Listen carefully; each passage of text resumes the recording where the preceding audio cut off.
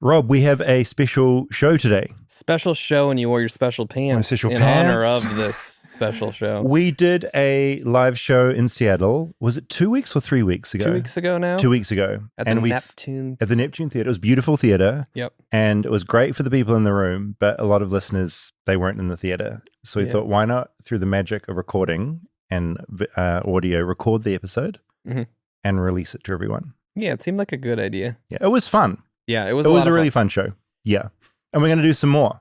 We're going to do some more. But before we start the show, we wanted to thank some of the people. Yes, it wasn't just us. Make the show happen. We had my friend Kirk, his band came and played, Real Dawn. They were amazing. They opened the show.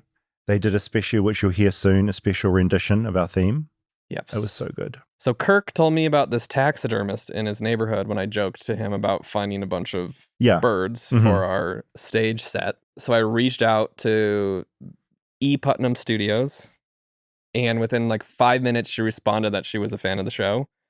So Elizabeth Putnam, she showed up with a bunch of birds for us. Which is amazing, her pulling up in a car outside the venue and just unloading like various beautifully taxidermied birds and dressing our set. Yes, two of them were Australian. And just to clarify, some of the birds, if they're alive, would have been flighted. But they were flightless. Because they're taxidermy. Yeah. I did see some comments. Oh, yeah, I saw the comments too. It's like, that bird can fly. It's like, can it? No. And then Sydney Paulsen, she took photos, which we're going to utilize in the visual. We didn't, we weren't able to shoot video for this. So instead, we've got photos and some graphics on YouTube. Yeah, Sydney took amazing photos. She was in our Seventh-day Adventist episode, and she's an amazing photographer and did amazing work. So thank you, Sydney. And then my friends, Matt and Kate. Kate was in the school cafeteria episode. She was. We're basically wrangling people with Matt making the show and helping them run our live show now. Yeah, Matt I've known for a long time, and they flew up from California to come see the show and helped wrangle people and kind of stage manage, and were a lot of help because it was just the two of us showing up there. And when we found out, when we're on stage doing the show, there's things that need to happen behind the scenes, and we figured we can't actually do it all ourselves. Yes. So they were amazing. Yeah, lastly, just the staff at Neptune. They were so cool. Great. Yeah. I love that theater. It was a beautiful theater. The staff was so good. Everything sounded good. Everyone was happy. Yeah. God, it was good. Hopefully everyone was happy. I hope so. We'll see. They seemed happy. Yeah. No complaints yet. And so with that in mind, we're going to do some more live shows. Yeah. We're just kind of doing these when we can fit them in. I think like we're both quite busy, but we have two coming up. We're going to do one of my other favorite cities in this country, Portland. Yes. On April 13th. It's a Put Sunday. It in your calendar. The Sunday before Easter. So we had to make sure we were off for Easter. Yeah, that helps. And then April 18th, a Friday in San Francisco. So put those dates, if you're in those cities or near those cities, put it in your calendar. We will announce over my Instagram and a few other places where you can get tickets when they go on sale. Yeah, it should be up in the next couple of weeks. I think they'll go quickly, so get in quick probably, because they did in Seattle. And actually, like we did with Seattle, if you're in San Francisco or Portland and you know a topic that you think we should look into for the episode. Yes. Specifically, if you know somebody we could talk to that is super close to something really interesting. So instead of being like, oh, there was this really crazy cult, what's really helpful if you're like, oh, my uncle was the cult leader. That's like a bonus. That's the dream. That's the dream kind scenario. Of email. But yeah, honestly, anything interesting in the city. But if you have specific links to someone that can teach us about it, then flightlessbirdchat@gmail.com. Just email us the basics and that will help us plan the shows. I think even just like ideas for talent for weird niche things in the city. Yeah. But we're not from those cities, so we don't know them as well as you do. So yeah, any tips are welcomed. And it was so helpful for Seattle. Like we just learned so much just from those emails. So yeah, start emailing us and that'll help us plan the shows. So yeah, looking forward to going to those two cities. It was a blast doing it in Seattle. There's something about being out and actually meeting people that listen to the show that feels very special. And I loved it. Yeah, it's weird because we record this in this empty studio with just the two of us. Yeah, there's no one here. There's like cameras and it's just us. So just having feedback from a crowd is really fun. And I think you'll hear that in this episode today. It was a blast for us. And yeah, we want to do more when we can get the chance to do it. Yeah, so as long as people show up when we go to Portland and San Francisco, we'll keep trying to do if people don't show up, we'll stop doing it. But for now, it seems like very fun. So we're going to keep going. So yeah, this was our episode in Seattle, and you can probably guess how it kicked off.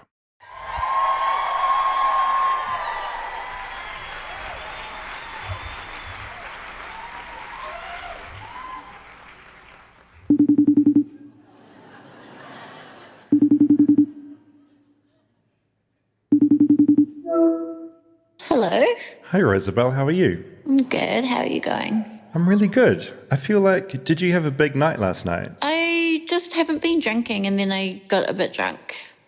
What were you drinking? Just Negroni and bubbles. Did you wake up with that feeling of like, when you have drunk too much, you wake up with that feeling of like, oh, uh-oh? It wasn't too bad. I feel like I was very, like I stopped drinking at a certain point to take care of myself.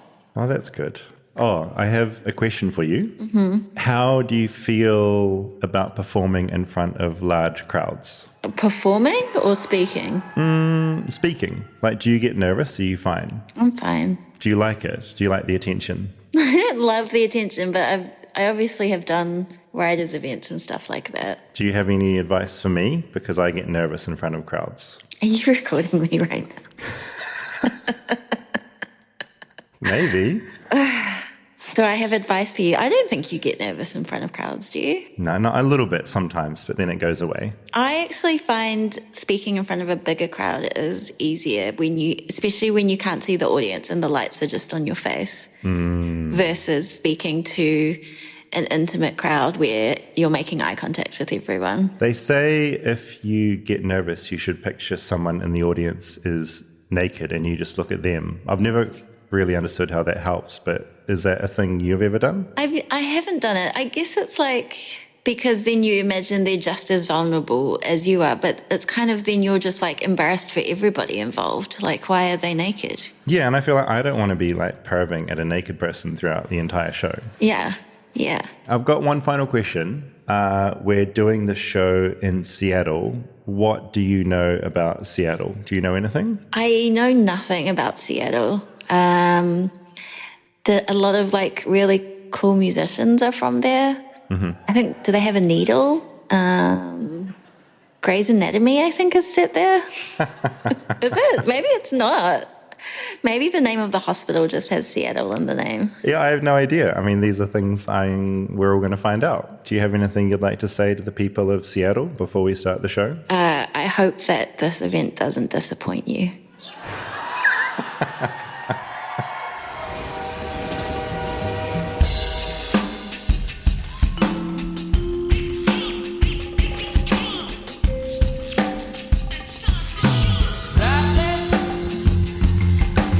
Flightless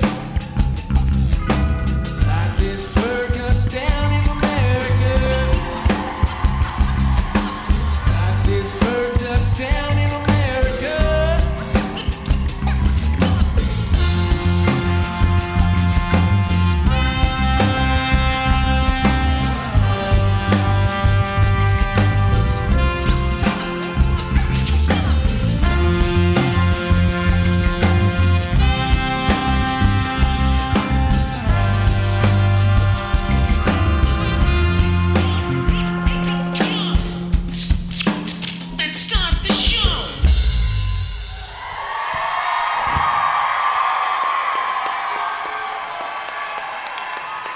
Oh my gosh. Thank you for coming out tonight, Seattle. You look beautiful.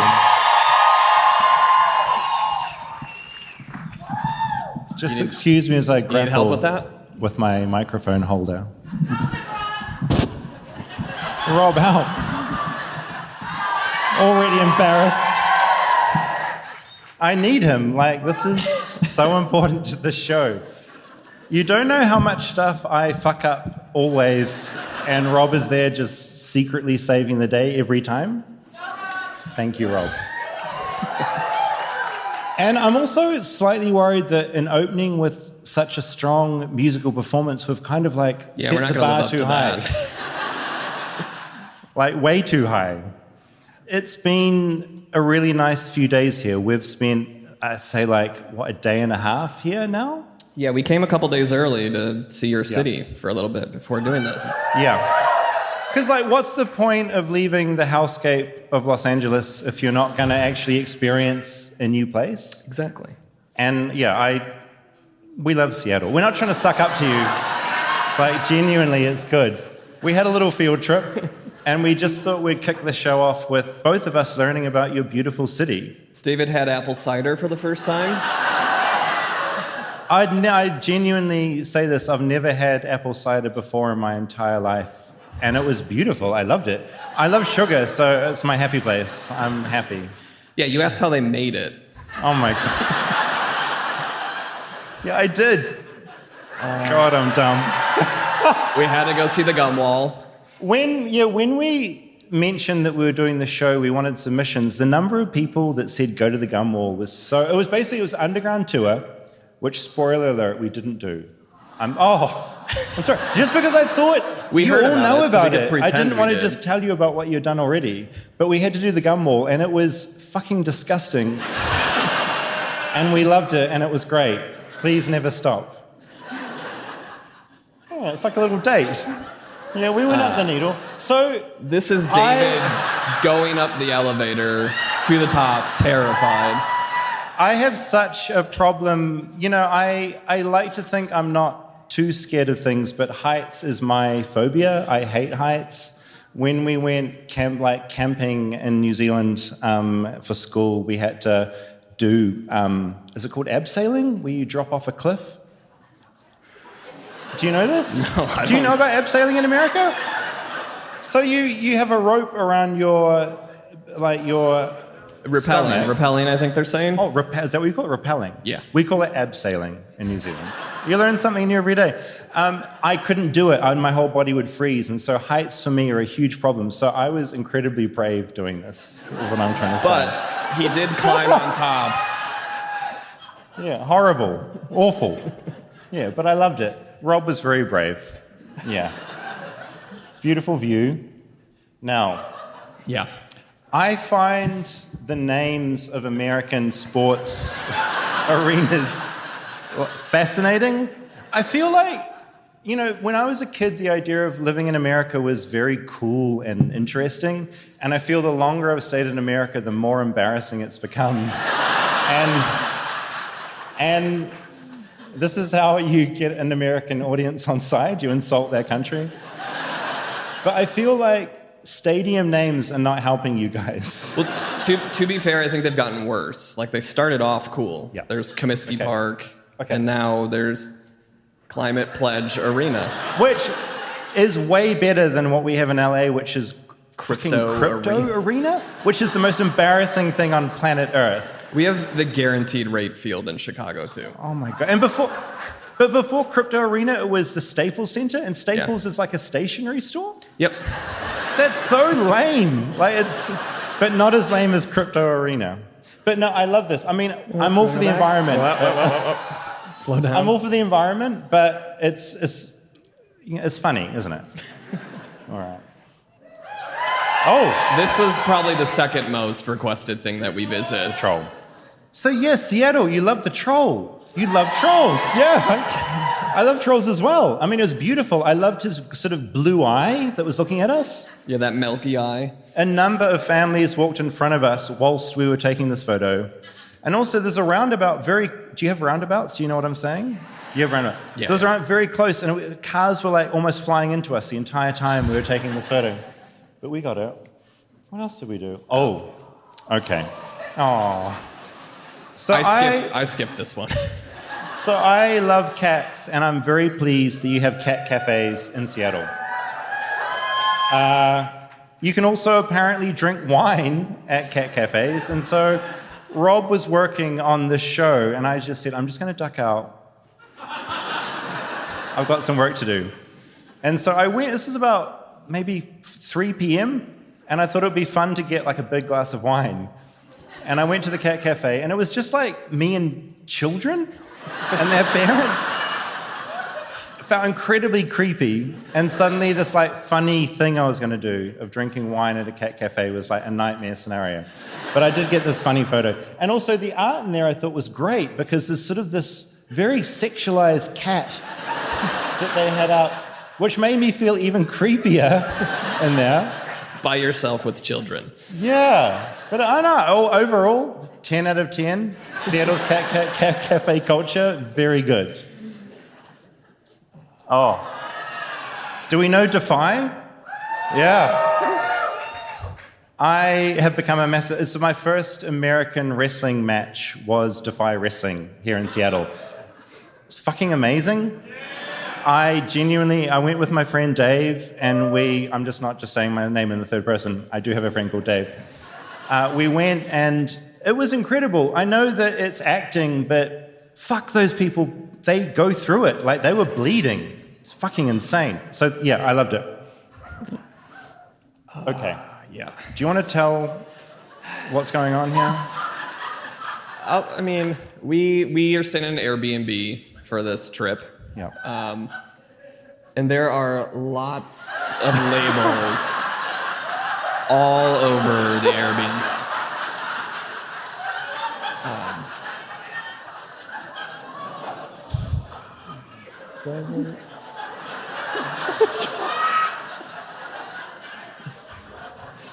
So, to be clear, to go into my bedroom, I have to put on slippers that are in a little thing outside my door. It's so intense, and I feel like this Airbnb was created by a couple that thought an alien was coming to stay, like someone had just like beamed in from Mars. I kind of appreciate it. I feel like you're one of the most organized people I've met, and yeah. Is this your Airbnb? Yeah. Is this how you're making money out of the show? I'll also say they've emailed me about 45 times since we've gotten here. I mean, it works. It's the cleanest place I've ever stayed in my entire life. So this whole thing works. My God. Yeah, so that was our experience in Seattle so far. A few things that didn't make it into that list. I've noticed that, you can fill me in here, but you all park in different directions on your roads. I was in an Uber and I was panicking. We were going the wrong way down a one-way street. I told him, we're going down the wrong way. And he looked at me like I was crazy. But genuinely, it's the most fucked up thing I've seen in a city. It's just willy-nilly. You just park in whatever direction you want. I've never seen it in another American city. It certainly doesn't happen in New Zealand where we're civilized. So I just wanted to raise that. And look, I'm going way too long on the segment, but just one other thing that shocked me this morning, and this might be lost in translation, but we were walking along with our friends, and there was... How do I explain this? There was like... Oh, yeah. They were cleaning up a bar, and there was a big mop outside, like a mop in a bucket of water, but it was just sick, like spew It was in the a bucket. full bucket of puke that he was mopping with. And I've never had such a visceral, like, disgusted reaction in my fucking life. Because it's not just seeing vomit. Imagine seeing vomit in the mop bucket they're using to clean. Yeah, I walked past and then turned and looked at you as you were looking over it. And I was shook. Disgusted. The rest of Seattle, great. But don't mop with vomit and park your cars all in the right direction. Please. Okay. We're moving into an incredibly important segment right now because I think, Rob came up with this idea, and we've always been fascinated by Florida Man, and everyone teases. Like in New Zealand, we all tease America because of Florida. Like, Florida Man did this. Florida Man did that. News for you. Have you met Seattle Man?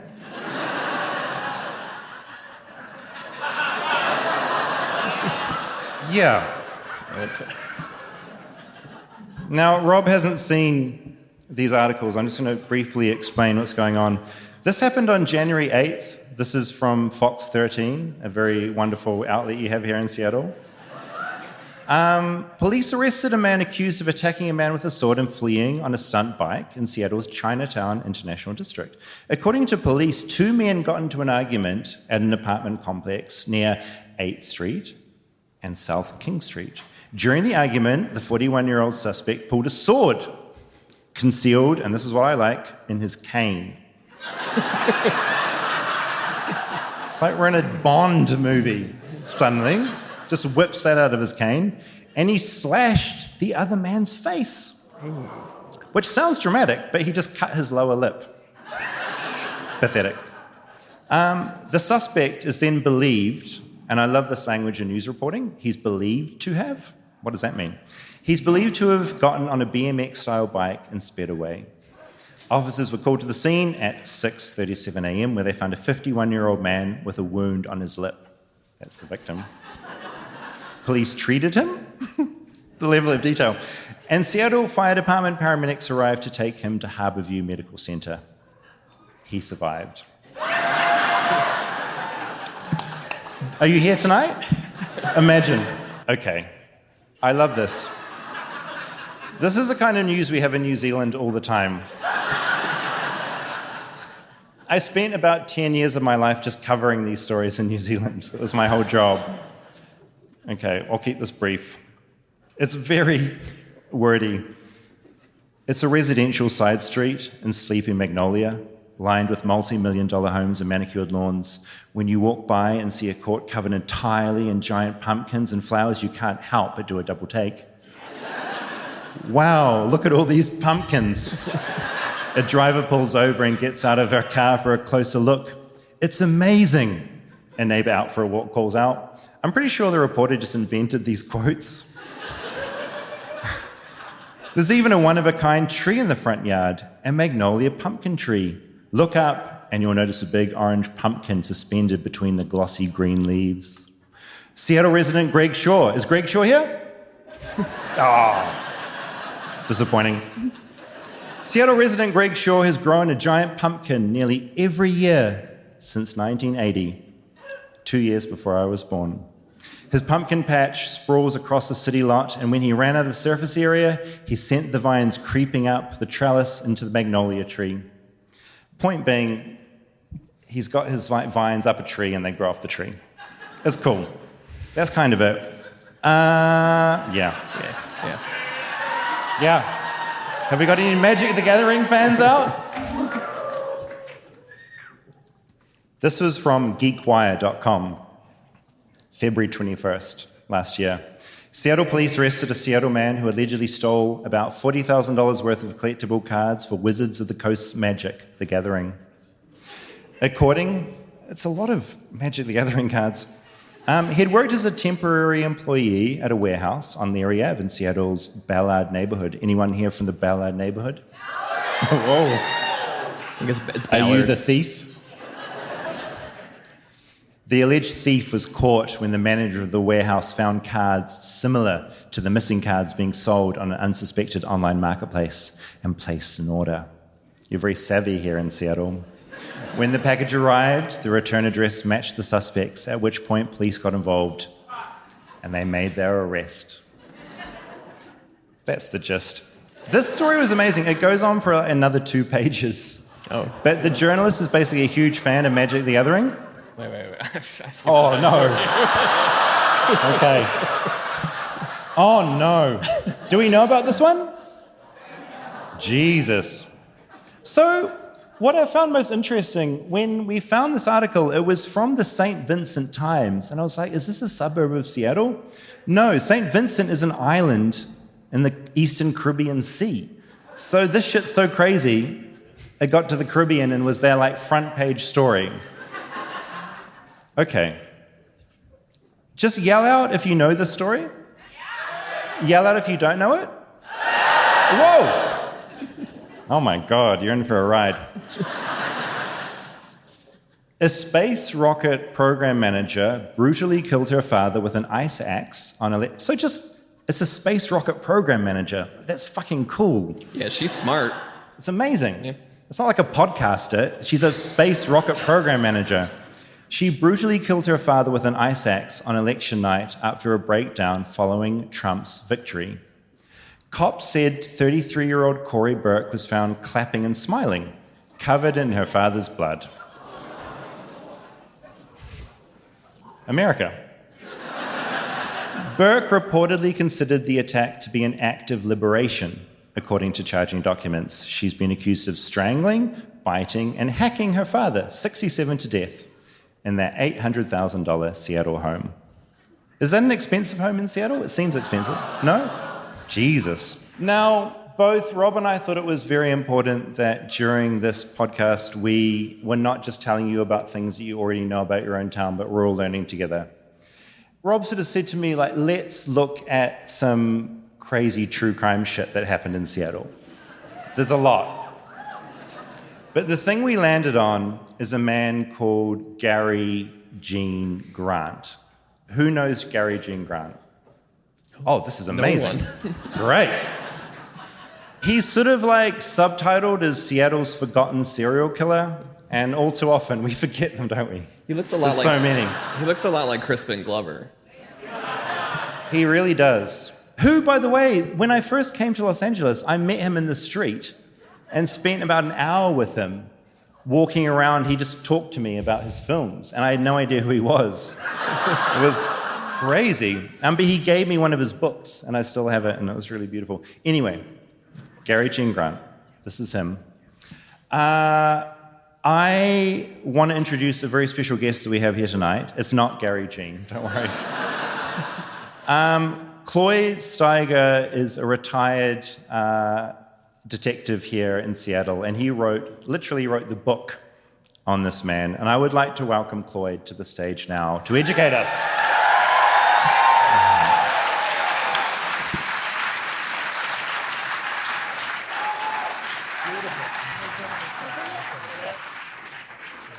You can remove the American Girl doll, if you like. Cloyd, thank you so much for coming here tonight. Sure thing, no problem. I'm always, part of making this show is calling people, and some people call you back and some people don't, and you were back straight away, which I'm so appreciative of. Sure thing. Can you just quickly, before we get into your investigation into this particular case, can you just tell us your history here in Seattle? Well, I was born and raised in the area, and I joined the Seattle Police Department in 1979 when I was 21 years old. Wow. And worked the police department, different positions in patrol. Then I was on the SWAT team. Eventually, I became a detective in 1990, and I worked precinct detective in the East Precinct on Capitol Hill to start with. Then I went to downtown to sex crimes. I worked East Precinct 2 years, downtown sex crimes for 2 years, and then had an opportunity to go to homicide. And I said, sure. And I went to homicide in 1994 and stayed there till I retired in 2016. You must have seen some shit. Yeah, a little bit, yeah. I investigated about 250 murders during my time, including serial killers, mass killers, psychotic killers, and just people that kill people for no stupid goddamn reason. It's funny because I feel like America is kind of obsessed with true crime the entire world is. I'm just, before we get into this particular case, how do you look at America's obsession with true crime? Because I feel like you were doing this before it was a show. People like you call me all the time. I've been the bottom feeders. Yeah, I've been on about 40 podcasts about it. I've been on about 15 or 17 investigation discovery shows, Oxygen, Lifetime Movie Network, and all this stuff about true crime. It's really, really, and it's helped me. Crime paid my mortgage, so that's good. Yay! For someone that's completely unfamiliar with the case, I've read the book, but what was Gary doing? He was killing people in Renton in the late 60s, early 70s. He was 18 years old, and he'd wander through the woods, just generally. And if he came across somebody, he'd murder them. And if they were female, he'd try to rape them. And he did it. His first victim we know of was like a 19-year-old girl who was going to school at Renton Voc Tech, and she lived in an apartment in downtown Renton. She had an assignment for school, and so the Renton Library, which crosses the Cedar River, really cool library, she decided to walk down there and research it. Well, instead of taking the main street, she took, at that time, was a muddy trail along the Cedar River, and she got there fine, did her homework, and never came. She left the library, but nobody saw her after that until that was the first. That was the first known victim, and then a man who worked down there by the river. He was thinking, he wanted to go fishing after work. So before work, he decided to walk down and check the water conditions, and he came across her body. Of course, this is something we hear all the time from people that find bodies. At first, I thought it was a mannequin. They all say that. But it wasn't. It was a murdered young girl, naked, laying on this trail. So the Renton police, at that time, there were only 5 detectives in the entire Renton Police Department. And so they were like, they were over their heads. Okay, they really were to begin with. But they started looking at this case and trying. Whenever you have a whodunit homicide, you spend the first week traveling down rabbit holes. You think it sounds good, and all of a sudden you end a dead end because that's not the right lead. So you have to go all the way back to the beginning and start all over, and that's what they did. A month or two later, this little 17-year-old girl up on the hill in Renton, which at that time was in unincorporated King County. It's now part of the city of Renton, but she had been there. It was a Sunday afternoon. Her parents had gone to do some things, and she was supposed to go bike riding with her friend, and they came back, and she said, I'm gonna take a walk. I'll be back in 20 minutes. So she walked out of her house. The neighbor saw her walk past his house, and there were some trails that went into this big wooded area. She never came back. She disappeared. The mother, of course, was freaking out. She's calling all her friends. Have you seen her? Have you seen her? And nobody'd seen her. She called the police, the sheriff's office. Oh, it was King County Police back then. And, they did the, drives me crazy. Oh, you got to wait 24 hours. That's absolutely, by the way, that is absolutely bullshit. Yeah, it is. Right. There is no requirement to wait 24 hours. Now, sometimes they'll say the circumstances, but when you got a young girl missing like that, you got to pull out all the stops. So she didn't show up the next day. The mother's driving around to her friends' houses. And finally, about 3 o'clock in the afternoon, she calls the police again. This time, they dispatch a deputy out to her house. And this guy was actually pretty smart. He listens to the story and he goes, oh, this is not good. So he calls the sergeant and he goes, this is bad. We need to start a massive search. And this is Renton, right? Renton, yeah. At that time, Renton people? Oh, yeah. Yeah, yay, Renton. Yeah. Renton is just southeast of Seattle. Okay. They start looking, and about midnight, a volunteer firefighter finds her body in the bushes. She was naked. She's been drug off the trail, just like the first one. So they start working that. It's a different police department. It's the sheriff's office. They start working that. So, and then a couple in the spring, I think it was in April, it was one of those teachers' workshop days, when they cancel school on a Tuesday. All the kids in this neighborhood would play outside. This woman had 2 sons, like 8, and the other was 6, and they were playing out with their friends. And after a while, she looks in her backyard, and the 8-year-old's not there. And she calls her son, or the 6-year-old, I forgot his name now. Oh, he went with his other friend. They went playing in the woods. Well, she didn't think anything of that because people played in the woods. Then this is up at the hill in Renton too, on the east side of Renton. They were supposed to come back and they didn't come back. And so both sets of parents were freaking out. Of course, this time when they call the police, when you got a couple little boys missing, you don't say wait 24 hours, right? The 2 boys are dead. They're both naked. One of them's been strangled. The other's been stabbed to death. In the meantime, let's go to Valley Medical Center. Valley General Hospital, okay? Yeah. A guy comes in there and comes walking and sits down and he's just looking weird. He's not saying anything. And finally, the girl working the counter says, can I help you with something? And he goes, I feel like I want to hurt somebody. When I get that way, I go to the hospital. And so she calls a psych nurse out, and the psych nurse talked to him. And then they decide to take him back. And the on-duty doctor there talks to him. He goes, I feel like I want to hurt people. I want to hurt people. And so he goes, give him some Thorazine, stick him in a room, and that's what they did. And that's your guy. It's got to be your guy. Yeah, well, you think. This is the same Tuesday that the boys ended up missing, by the way. They actually charge him with the murder. And in the meantime, the Renton police decide to try to search that area with, explorers and stuff, and they're slashing brush. Well, they find a knife in the brush. It's probably the murder weapon it's consistent with. And so they get that and they have it sent to the crime lab. It's got tape wrapped around the handle where it used to be. So the crime lab guy, who I happen to know, he was still, he was undoing the tape. And at that time, DNA wasn't used in forensics at that time, because that would have been the number one priority. He was looking for fingerprints on the tape. But he gets to the bottom, and there's a name etched in the metal. Yeah, that's a good clue. Yeah, that's a clue, yeah. So if you're ever going to kill someone, don't etch your name into the murder weapon. My line for that is, in the business, we call that a clue. So anyway, they find out who this guy is by asking people, and they say, well, he just joined the Marines. He's in San Diego in basic training. And they go, well, that's weird. He's getting out. He's supposed to come home like in 2 weeks. Okay, so he comes back, and they bring him in, ask him to come in. He's fine. He goes, did you have this knife? He goes, yeah, I had that knife. He says, I sold it to this guy, but I know he doesn't have it. He gave it away to another kid, and they give the kid's name, who was like 12. So they go grab this kid out of school, and they ask him, and he goes, yeah, I had that knife. He says, I was with a friend of mine in his truck, and I accidentally left it in the truck.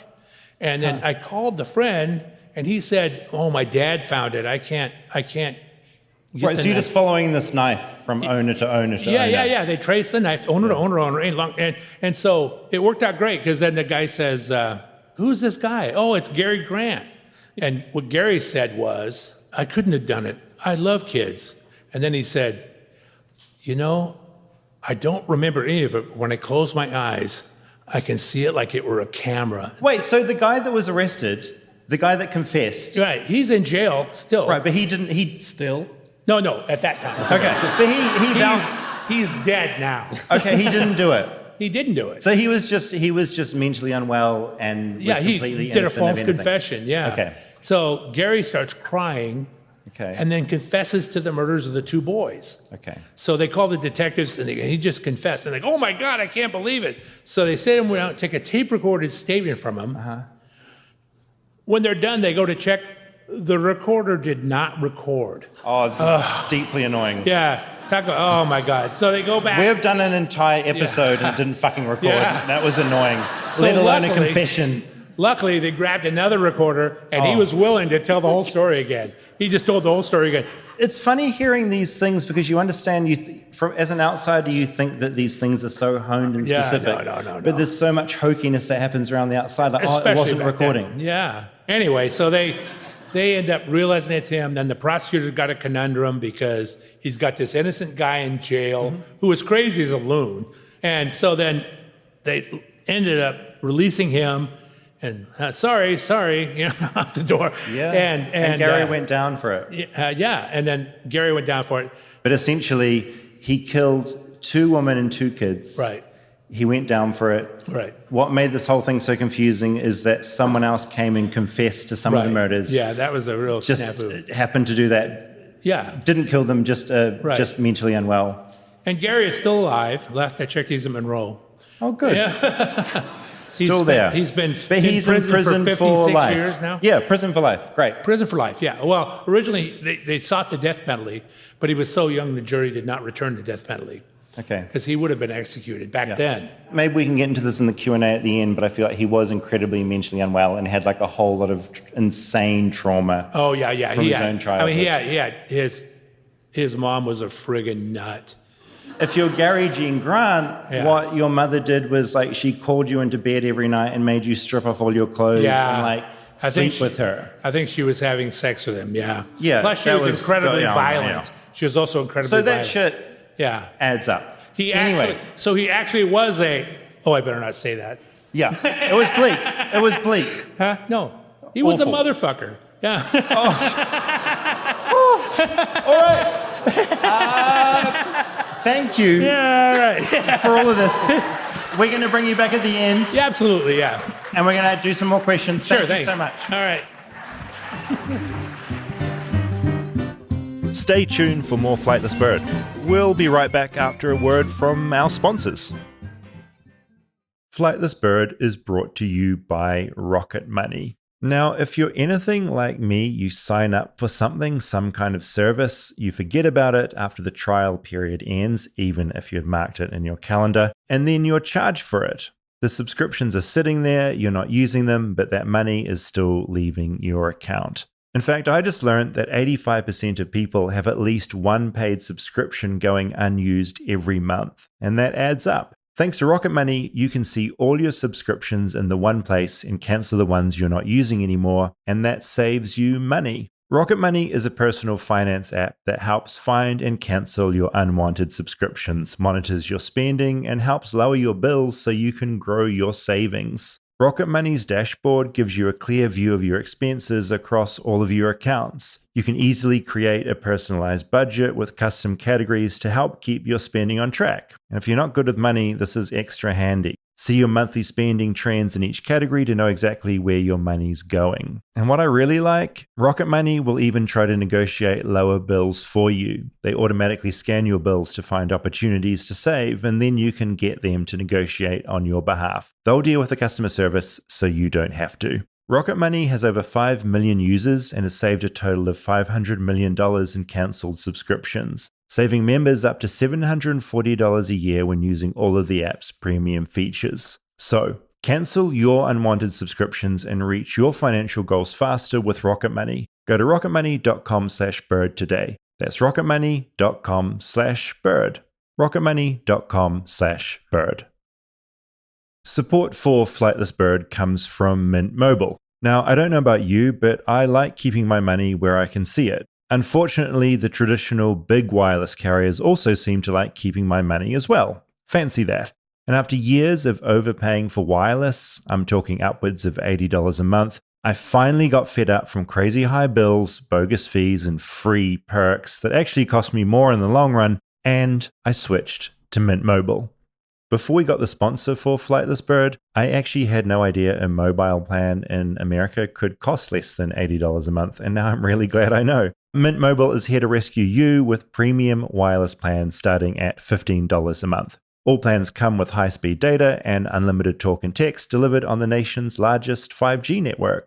So ditch overpriced plans, get 3 months of premium wireless service from Mint Mobile for $15 a month. If you like your money, Mint Mobile is for you. Shop plans at mintmobile.com/bird. That's mintmobile.com/bird. Upfront payment of $45 for 3-month 5GB plan required, equivalent to $15 a month. New customer offer for first 3 months only, then full price plan options available. Taxes and fees extra. See Mint Mobile for details.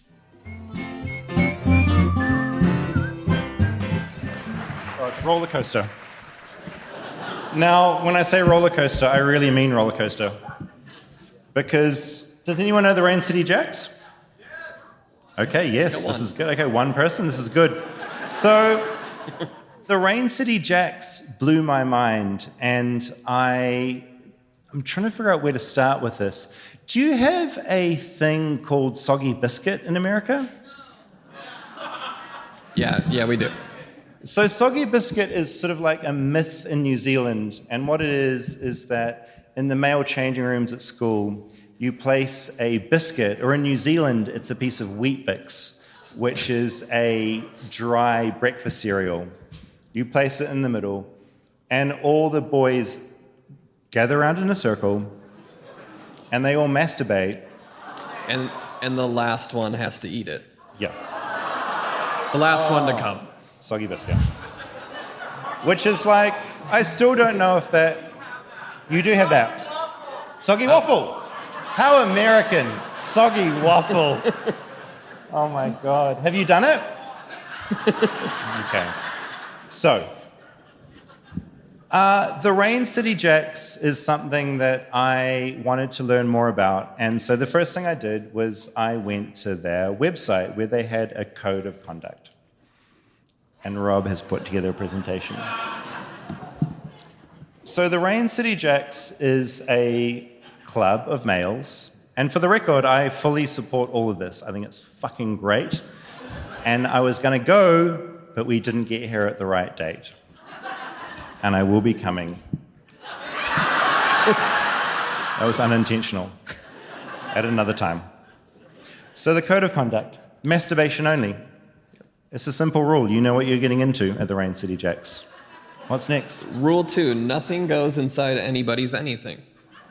And I like this because the Rain City Jacks is a male masturbation club. And it's not about sex with other people, it's about self-pleasure around other men, which I'm a big supporter of. Do. Masturbate yourself. You show off, watch. You only touch others with consent, which I think is incredibly important. Don't oral sex, anal contact, docking, or anything without consent. Do you want to explain docking? Happy to. No, I mean, it's funny. I grew up in an incredibly conservative Christian home and came out as bisexual a long time after that. But I remember learning about... Thank you.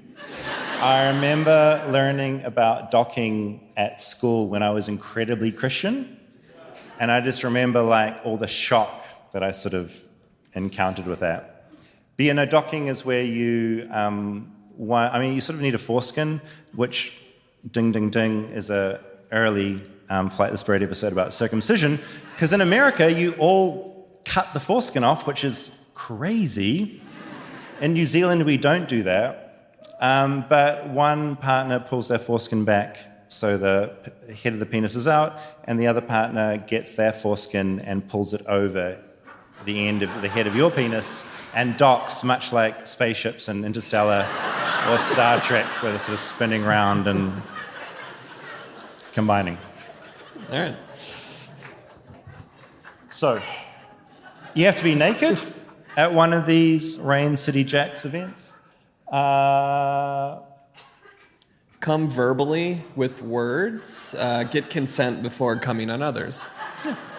And this is something I'm still trying to wrap my head around. Because in my mind, I still have Soggy Biscuit, where everyone is like trying to come quickly, and at the same time, a Rain City Jacks event goes on for about an hour and a half. And I'm curious about this. Rob? Rule 7, ask first. Say, may I, before touching another member's penis. Do you want to role play this? Confidentiality. I like this. Anyone that goes to one of these events, it's like AA, everything's anonymous, everything's shut down. You're not like, oh my God, I saw so-and-so at this event. Love this. Similar. Never disclose anyone else's identity. Yeah, I like that. They could probably combine those two into the one, I'd say. Never attend when sick. Fair. Great advice for any event. If anyone here is sick, fuck you. No, just in general in life.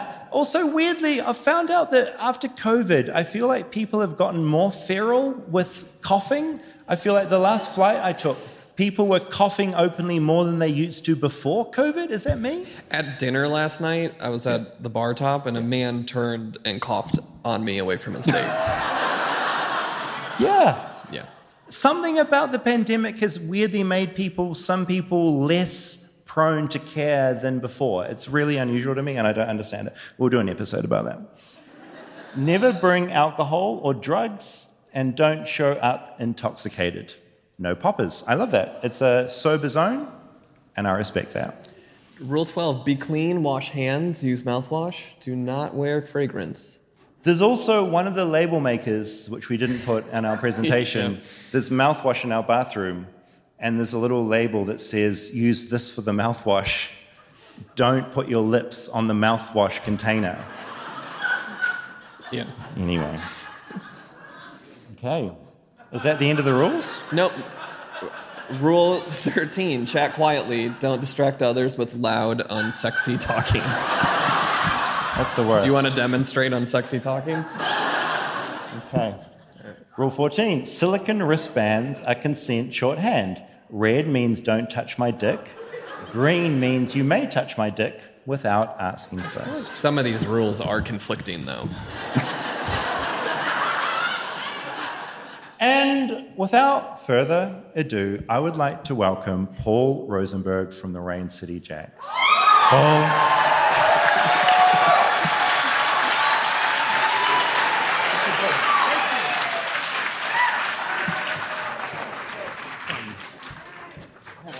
How was Hello, it for Seattle. you?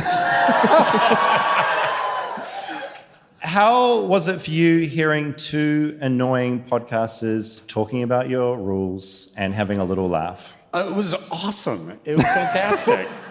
I like how you kind of truncated it because they're really long. They're too long. They're good rules. They're really succinct. They are. They're all there for a purpose. Is it your 20-year anniversary soon? Yeah, we celebrate 20 years in June. Amazing. Yeah. Okay, so just rewind because I'm sort of blown away by the idea of jackoff clubs in general. Sure. They are, this podcast is obsessed with American culture. This was a thing that started in the United States, right? Yes. Do they have them in New Zealand? I don't think we do. They're in Australia. The Sydney Wankers? The Melbourne Wankers. Yeah, they're not in New Zealand. Not that I know of. I'm not invited. I don't know. They might be there. But where did it start? Where did this concept start of having like a group of dudes together to just like, hey, we don't want to masturbate alone. We want to do it together. Sure. It started in 1980 in New York City. It kind of grew out of the gay culture there. New York. New York. That was easy. New York. And so it really came out of the gay culture of the 70s, which kind of was this explosion of excitement and play that happened after Stonewall. And there were lots of different groups and divisions of interest because it's like, we're all free now, so let's explore all the things we're interested in, right? So it was kind of leather culture, there was a lot of costume culture, like wearing uniforms, and this was part of that. It was in the meatpacking district at a bar called Jay's. I mean, that's funny, isn't it? Meatpacking district. Yeah. I mean, it's kind of great. Gee, I never thought of that before. Wow. You must love that. Yeah. Yeah. Okay. Yeah. Wait, so I want to skip forward because I do have some questions about this that I genuinely do not understand. And I do want to come to one of your events. Do you, how does it work in the room? I still don't understand. Is it, because at times you've got over 100 people in the same space. Yeah. I don't understand if everyone is coming together or separately and like dripping in and out. Do you know what I mean? That wasn't intentional. How does it work? Well, the events last about 2.5 hours total, and so we've got an hour of check-in time. People can come in enter at any point during that first hour, and they can leave whenever they want, but they can't come back in. So people play for as long as works for them. They come whenever they feel like it. There's always a few people there at the 2.5 hour mark that we have to say, hey, lights are coming up. And hurry up. So what happens is people check in. If they've never been there before, they get new member orientation. They go over those rules, and they show them where the bathrooms are and where the refreshments are, and they answer questions. And then people take off their clothes, they stow them in lockers that we supply, and then they go up the stairs. It's a two-story place. Much like this venue. Yeah. So they go up the stairs into this big play space that we've decked out with really sexy lighting and great music, and it's just kind of a sexy space that's warm enough to be naked. And then people, they start out kind of like finding a place to sit, and then as the place fills up, people will start approaching each other. Or if they know each other, they'll approach each other. And that's when the wristbands are out. Yeah, and the wristbands are mostly not used. And when they are, they use the green wristbands. It's like, just grab it. Yeah, ready now. Just grab it. Everybody edges. They all want to make the experience last as long as possible. Mm-hmm. That seems to be the de facto standard. And it's really friendly. It's oddly warm and friendly and communal and positive. And that's what has kept me doing this for 20 years. It's enormously gratifying, and it's community. And where does Seattle sit on the different clubs around America? Is this one of the longest running ones? Is it relatively new? It's currently the longest running jackoff club on the West Coast. Congratulations. Yeah. And we're the most active. We host about 43 events a year. That's insane. Yeah, not quite. Yeah. We don't do them all in the summer because, I mean, we have them like every other week in the summer because Seattleites don't like to be indoors when it's nice out. What's the cleanup process like? I always get that question. That was a good question. Yeah. So 2 things happen around cleanup. Is everybody interested in who cleans up? Of course. So men have been masturbating all their lives, right? Not me. Never. I'll see you upstairs after the show.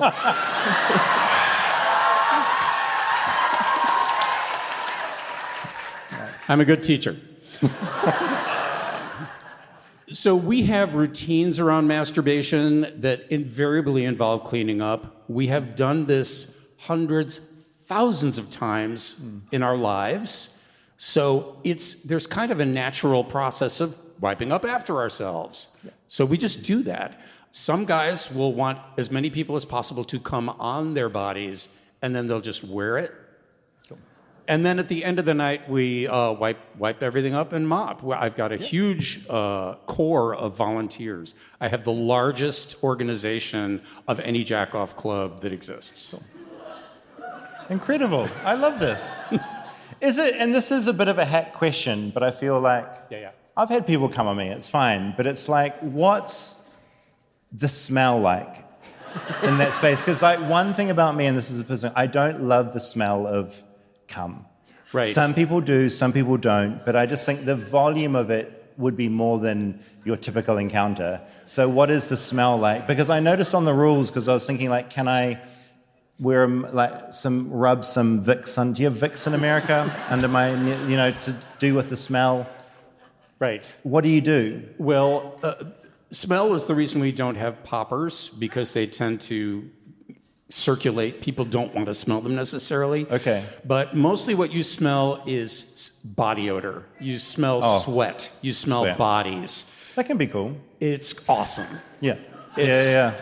It's wonderful. It's intoxicating. Yeah, great. And it's the sweat of men who are very aroused, like 85, 90, 100 men, all aroused and chill in this space. So we don't smell semen all that much. And not all semen smells the same, just FYI. Okay, I'll go to my doctor. Check that out. My final kind of like hack question about all of this is one final thing, and that is not everyone there is necessarily like gay or bisexual, right? You have some straight people that come along that just want camaraderie while they do their thing. How does that work? How does it work? It works the same for everyone. It works the same for everyone. Everyone is confidential, so it doesn't matter how men identify their sexuality. It doesn't matter.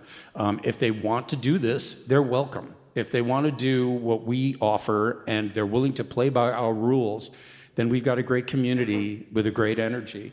And I do ask, with every couple of years, I'll do a survey and I'll say, how do you identify your sexual orientation?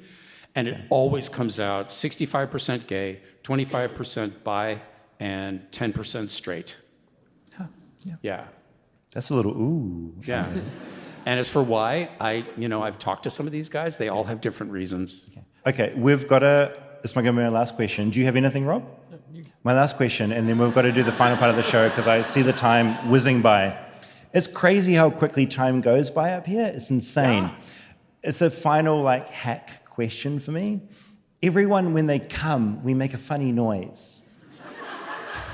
And I know in the instructions you're like, don't make too many noises. This is come verbally, though. What? Come verbally. Oh, was that what the rule was? Let people know you're going to come. Don't warn them. Don't just go, Say, I'm about to come. I'm about to come. My point Attention. is, just like... Incoming. The noise is always a bit, for me, it's a bit funny. Everyone makes a coming noise. What is it like in the room as those noises sort of echo out? Are people loud? Are they trying to mute it and pretend it isn't happening? What's the vibe? I gotta say the sound is one of my favorite experiences at the Jacks. Yeah. Because you're hearing someone openly express absolute ecstasy. And everybody's different. And sometimes it'll be, oh, there goes Stephen. Stephen out there. Oh, I didn't know George was here tonight. So people are sometimes distinctive with their sound. But my favorite sound is what you hear after several people come in close succession. And we have an event called Countdown where we actually help people. We facilitate simultaneous orgasm for the whole group. I love that. It's amazing. It's amazing. But the best part is about a minute after all these people come, there's laughter. And people are just like, there's just this sense of joyful release. Yeah. And then they start talking. Then they like start chatting with each other. And it's really warm. Oh, I love this. Yeah, I love it. Okay, if anyone out here is interested, where do they go? RainCityJacks.com? RainCityJacks.org. Oh. Okay. Org. Trusted. Yeah, .org. Org. Thank you so much. My pleasure. We would love to have you back for the Q&A at the end. You can disappear up and drink beers with Cloyd. Yay. You can talk about masturbation and murder. It's a great combo. All the M's. All the M's. And we'll have you back very soon. You're amazing. Yay. Thank you, David. Thank you. The Jack Daddy himself. Fucking beautiful. I do find the whole concept so incredibly joyful. Like, we need more joy in this world. Okay. We're coming towards the end. This is like landing the plane. And I know talking about landing planes in America right now isn't a great thing to be talking about. Is Elon in the flight information yet? I don't know. Let's not talk about that. Flying tomorrow, so. Okay.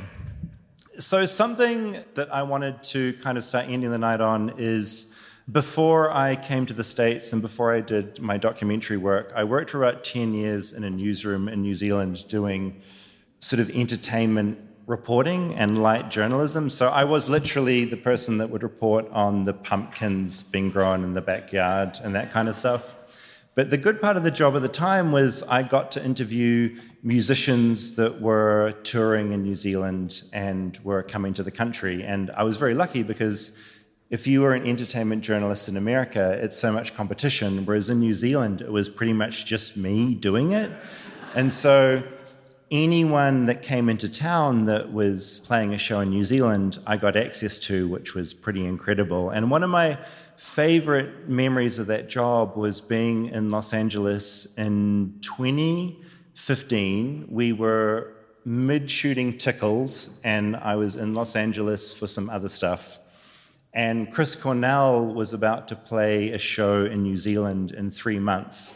And so I thought, why not reach out to the label and see if while I'm in Los Angeles, I can meet with Chris and talk to him about the show. And I am obsessed with Soundgarden. Like, I'm not just saying this kind of, like, I'm in Seattle. I've seen Soundgarden a few times. My first time seeing Chris Cornell was with Audio Slave when they toured in New Zealand. It was the first show that I saw when I was, like, my first year of studying journalism in Auckland in New Zealand. The first show I went to was an Audio Slave show, and I just remember being mesmerized by Chris Cornell. And I was in Los Angeles. I put out this request to interview him, and he said yes. And so it was a Sunday, and it was his day off, and him and his wife, Vicky, drove to the hotel I was staying at and sat down with me for an hour. He didn't need to do this because the show in New Zealand had already sold out. And I was back in New Zealand maybe 3 months ago. My niece gave me this Kiwi backpack. It's cute, isn't it? That's the cute part of the show. And I kept the original tape of that Chris Cornell interview from 2015. And I went and found a place to digitize it in LA. Why were you using VHS in 2015? No, so to be clear, it's not VHS, it's a Betacam. So I'm that old that when I was doing journalism, this is how we'd record all of our interviews, was on one of these things. But I went and got it digitized, and I just wanted to play a 3-minute clip from our interview because Chris Cornell is one of my favorite people. It's still, you know, when he passed away, I was in Japan shooting Dark Tourist, and I don't cry, but I cried at that time because he's the only celebrity that has passed away that has personally hit me in that way. And I'm sure all of you have people you don't know personally that have passed, and it hits you in a certain way. And Chris was that person because I digested so much of his music. And so I wanted to play a little bit of this interview. It's 3 minutes. It's funny because I look young. He looks like a fucking legend because that's what he is. And I thought we could all watch this for 3 minutes. Bear with me. I love Chris Cornell. That's all.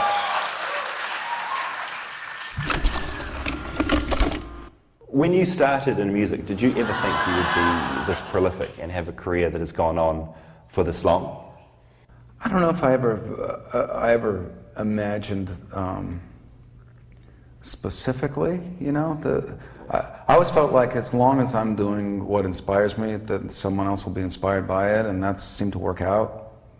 If there is a golden rule in this, that in music and being a songwriter and being a solo artist or a member of a band or whatever it is, I think it's that. As long as you're really into it and you're truly inspired, other people will be.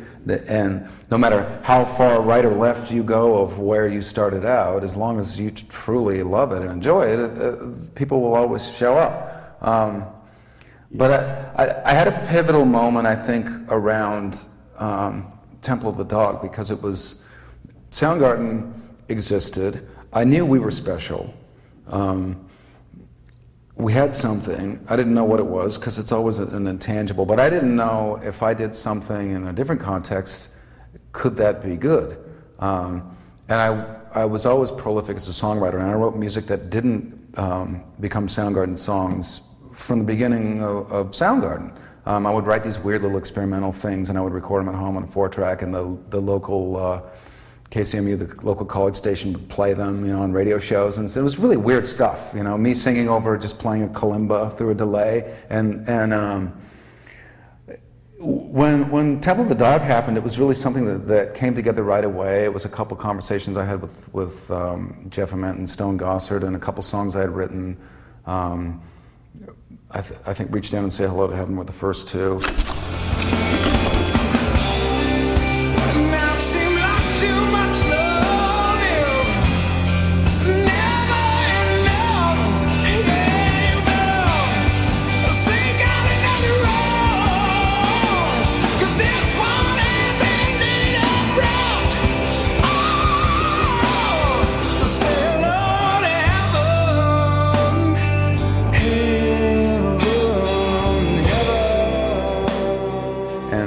We got together and we made this record, and it was clear before anyone even heard it that was special as well, and that though it was completely different, there was really something powerful about it musically. And it was at that moment I thought, I want to be open the rest of my life to doing these kind of things.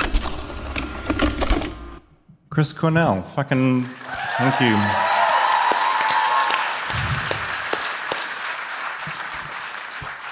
There was a bit in Vulture that was written by Frank Guan in 2017 that I just wanted to quickly read because I think it kind of captured the feeling around his death. Way to end a show on a high, I know. Chris, I feel like this sort of summed up what I felt like at that time. Frank Guan wrote for Vulture, what made him a great vocalist and Soundgarden a great band wasn't just technical accomplishment, though they certainly didn't lack for that. Greatness implies complexity, and Soundgarden's greatness lay in its ability to convey not only bleakness and the will to death, but the dogged will to live that opposed it. Life isn't death, but living and dying are actually the same process.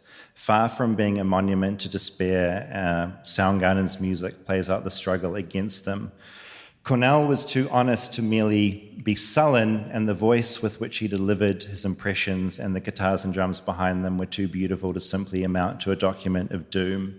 Heavy as death, but dynamic as life, Soundgarden struck a balance between the two, and it was this realness that made their songs a resource for countless desperate individuals to smart.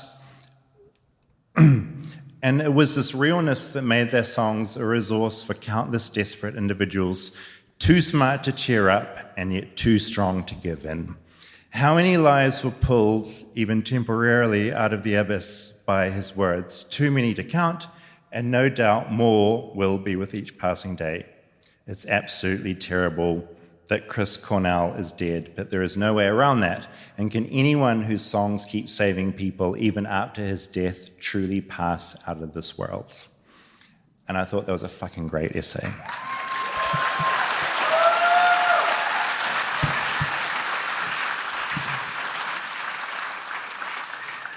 Like any podcast episode we record, I always come to the end and I'm like, I've just been blabbing so much.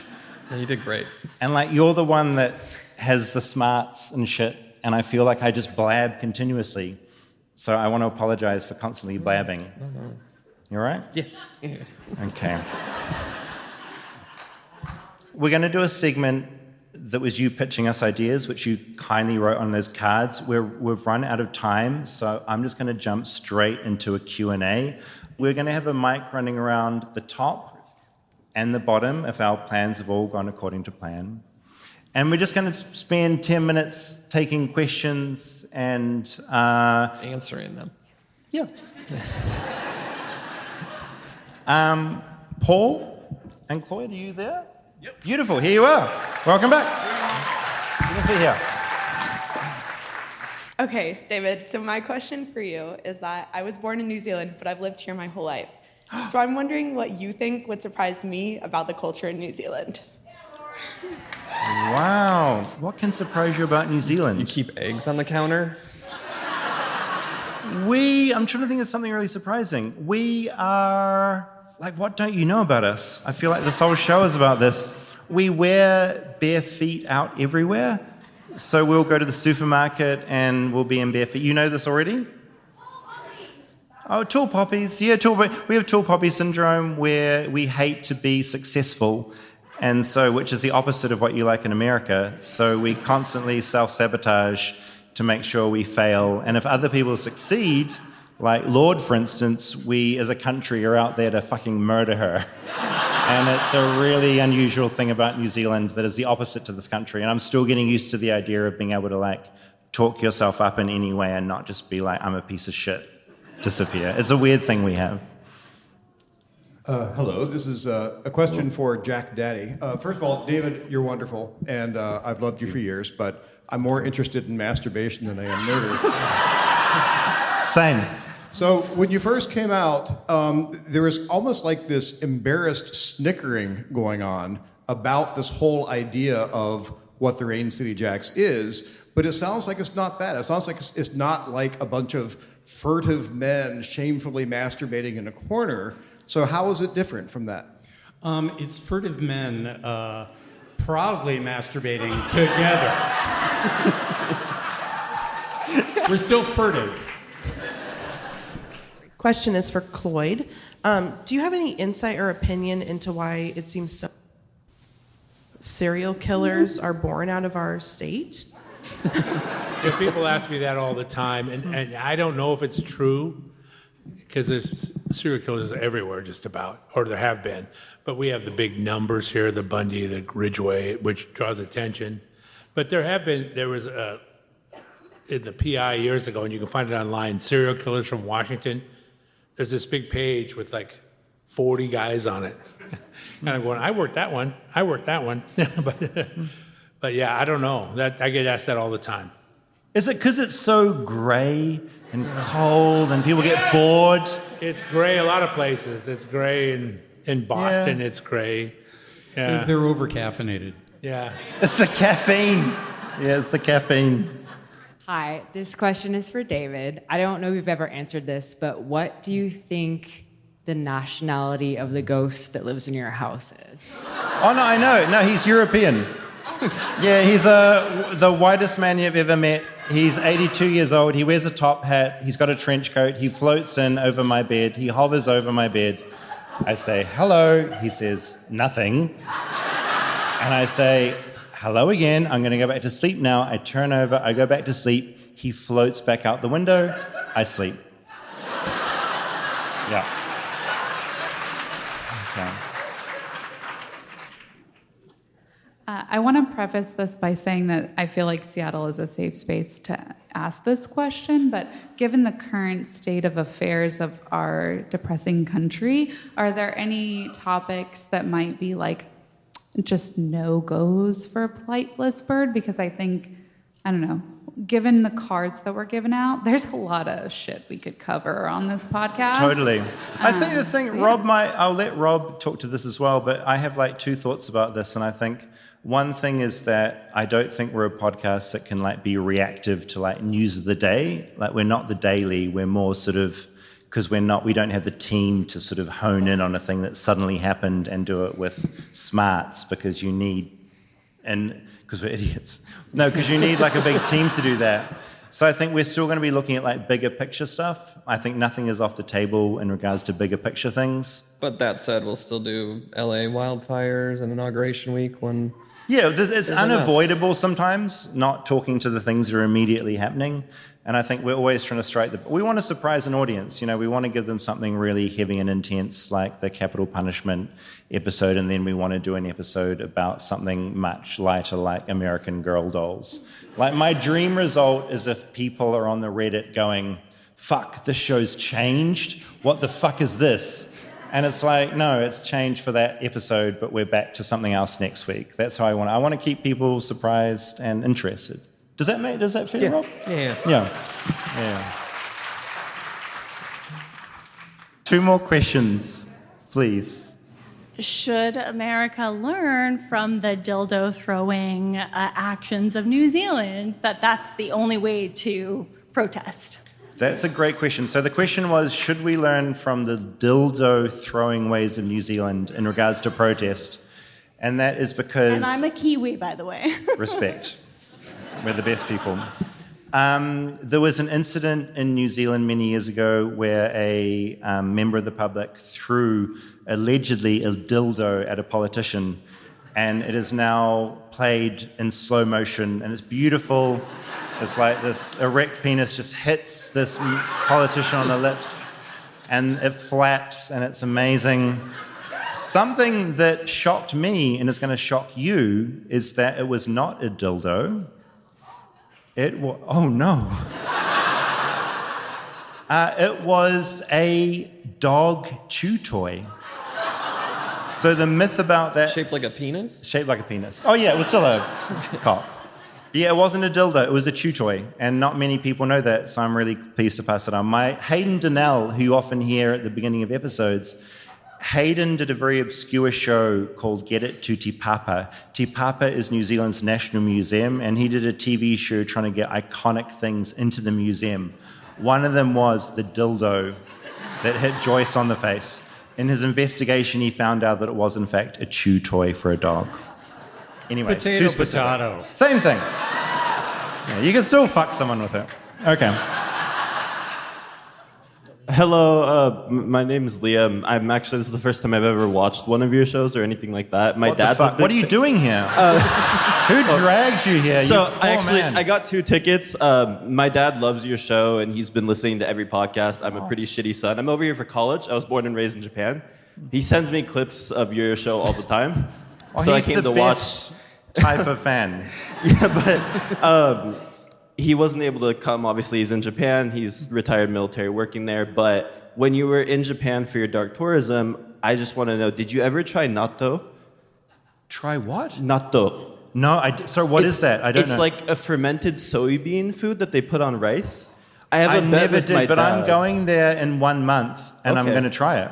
Please try. I have a bet with my dad that if I'm able to graduate college with like full like presidentials list type of thing, he will try natto for the first time. Keep in mind, he's lived there for like 30 years, and he's married to a Japanese woman. But what would he's just never tried really it. quickly? Yes. What will it do to me? You might think it's gross. It's really sticky. You take these fermented soybeans and you put soy sauce and Is it like mustard. alcohol? Is it alcohol? No. It's just beans. It's like these like fermented beans that are kind of sticky. Okay. You just put them on rice. I would try it. You can find it at any convenience store. But yeah, it's not like a drug. No. It's actually considered really healthy. And a lot of people eat it for breakfast. I will go to Japan and I will try some healthy beans. And please thank your dad. Your dad, I'd say that, honestly, as we're like trying to get this podcast out into the world, the idea of sharing clips is all we want. So your dad is amazing and thank you very much. He's a legend. Me and Rob will go to the merch stand because we're trying to like sell merch, you know? But we'll go to the merch stand and say hello, come and hang out, and then the venue will eventually kick us out. Talk to us there. Thank you for coming to our first Flightless Bird live show. We have our friends, because my mum, someone's leaving, don't leave yet. Our friend's taking photos. Come up, please just take a photo of the crowd. Could the lights come up? I just want to send this to my mum, Pam, to say that I'm doing okay over here. And just all cheer and like, yay, yeah. Oh yeah. We'll see you on the feed on YouTube, on Spotify and Apple. We'll see you at the merch stand. On Tuesdays. Have a beautiful night. Tuesdays, every Tuesday. See you soon. Have a beautiful night. Bye. Calvin, have you ever been to Seattle? Yes, I have. I like the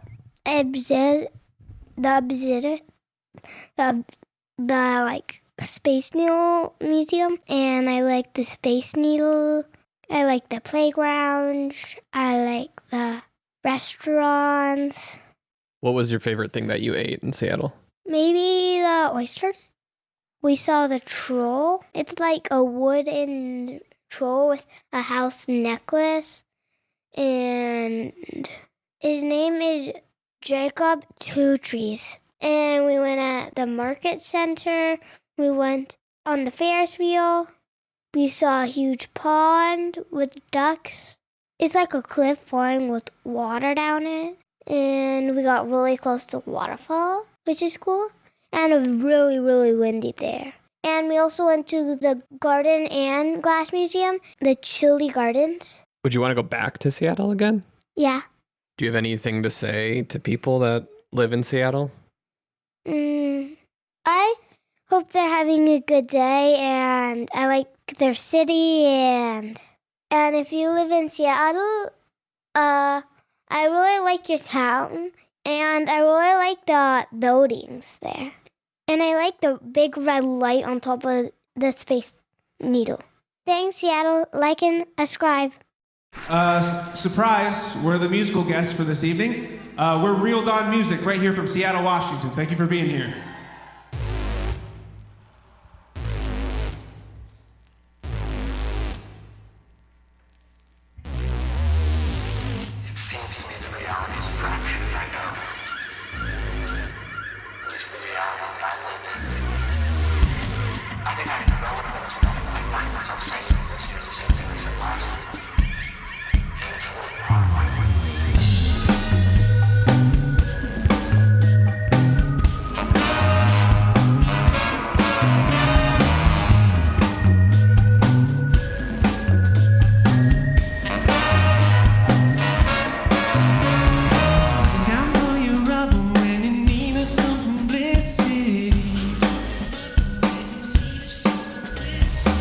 And I'm gonna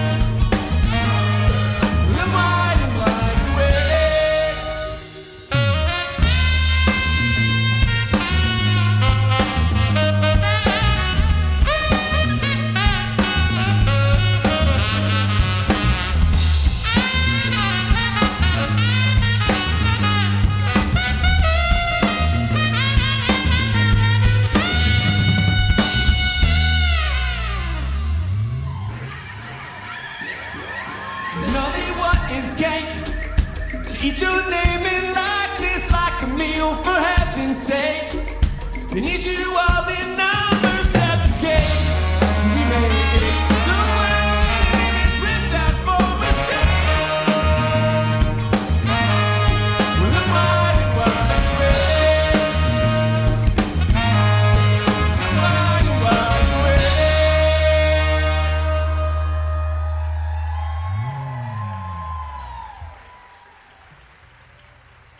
Thank you so much. Normally we play in places that smell like urine.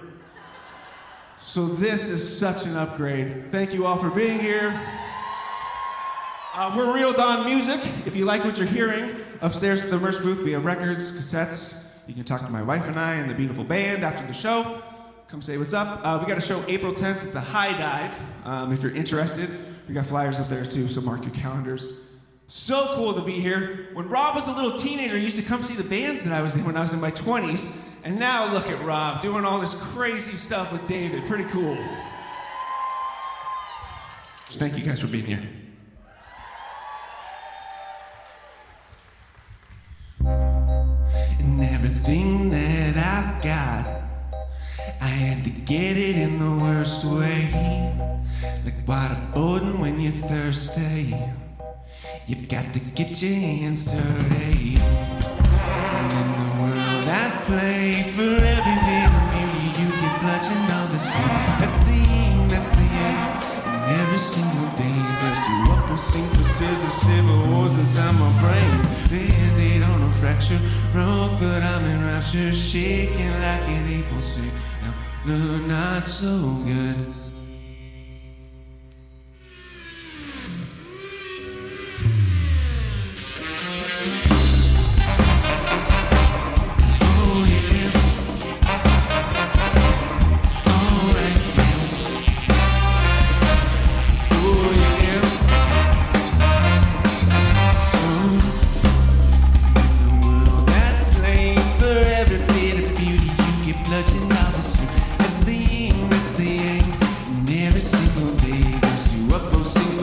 Civil wars inside my brain.